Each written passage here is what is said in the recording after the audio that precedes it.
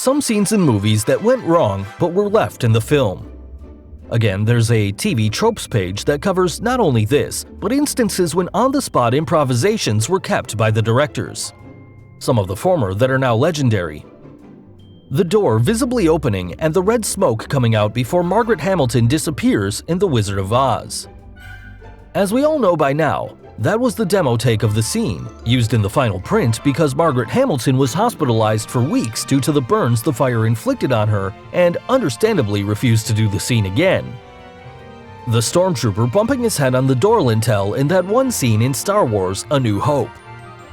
We learned a couple of years ago that the extra who played this guy had a bad case of the runs that began acting up during this take, hence the distraction. He thought he was out of the frame until he saw the movie.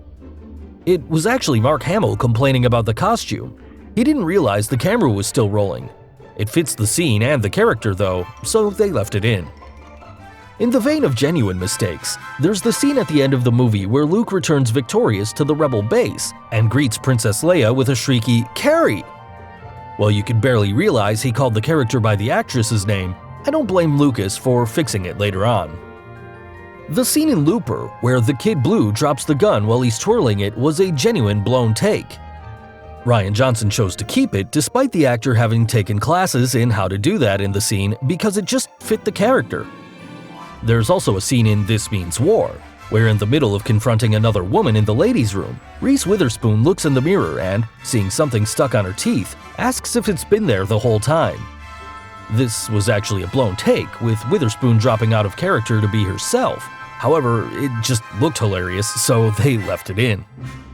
There's a scene in The Hours where Meryl Streep's character turns a sink faucet on and it comes off and water sprays everywhere.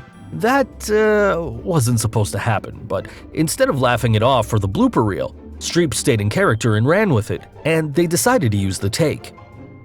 The scene in Zoolander where the title character asks David Duchovny's character, "But why male models?" for the second time, was the result of Ben Stiller forgetting what was supposed to have been his line and trying to get away with rerunning it or getting mixed up.